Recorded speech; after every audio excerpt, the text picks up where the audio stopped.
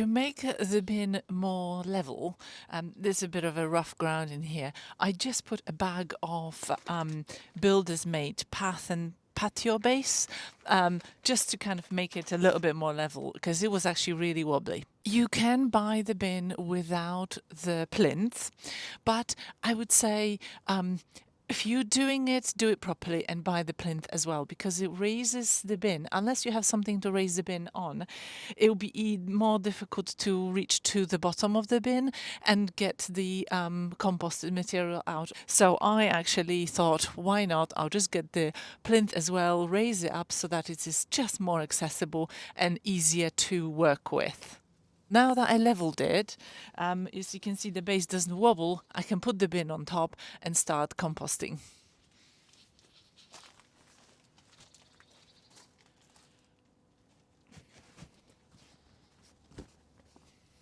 So now the bin is nice and steady, I can start filling it up with the materials to start composting.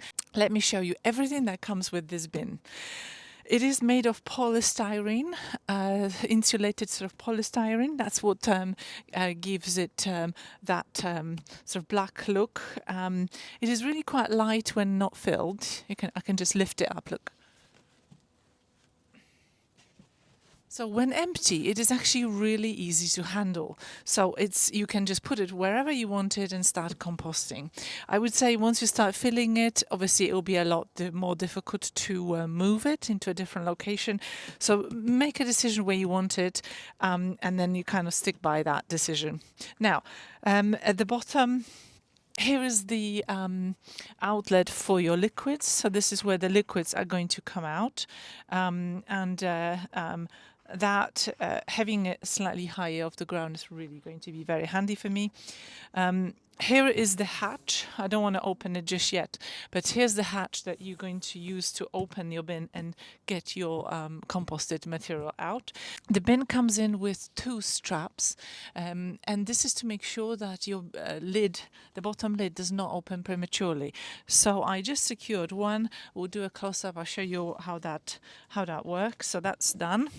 The bin also comes with the device to mix your materials in, so that's we're going to be using that later.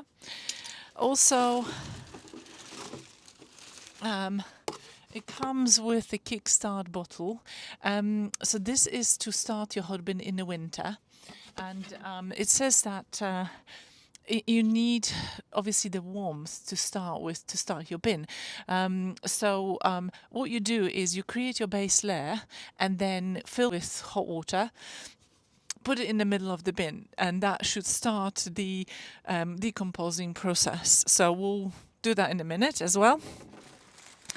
And then it also comes with 2 thermometers. One is in the top of the bin. I'll show you that in a minute. And the second one inside of your bin. So once you build your layer in, you can then use this one to check the temperature inside of the bin. So let's take a closer look at the bin. At the top, what we have is open and close valve. So this is just to let the steam out of the bin. And it says that when you compost, you leave it open, slightly open. The idea is that your hot bin works as a chimney. It draws the air out from underneath. There are some little holes that draw the air up.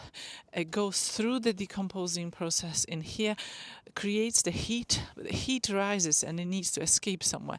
So that's why you need that little escape hatch to let the steam out of the hot bin. And then you also have a thermometer at the top to give you an idea what's the temperature in the bin. So you do not open the lid too often. You're supposed to open the lid maybe once or twice a week only, not every day, otherwise you'll lose all the heat.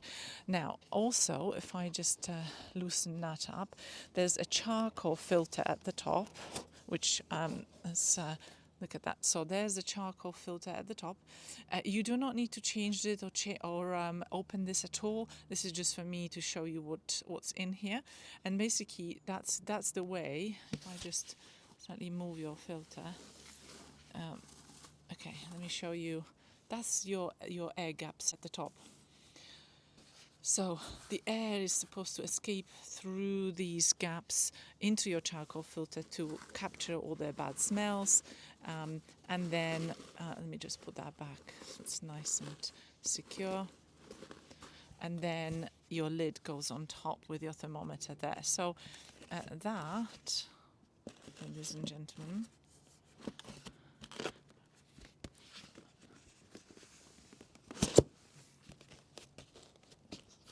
there's your inside of the empty bin.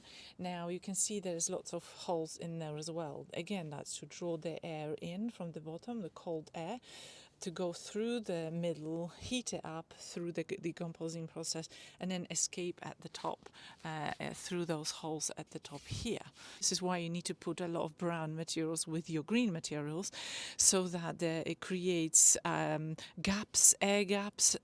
So you've got chunky material in here as well, and then you can your decomposing happens in the middle there.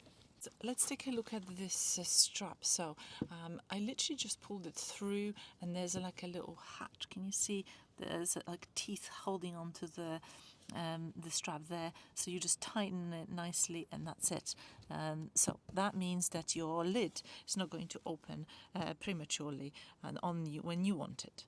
You start with building the base layer according to the manufacturer's instructions, of quite a lot of woody, so put woody twigs at the bottom of your bin. So this is actually my runner bean twigs. So I just took them off the trellis and layered them in.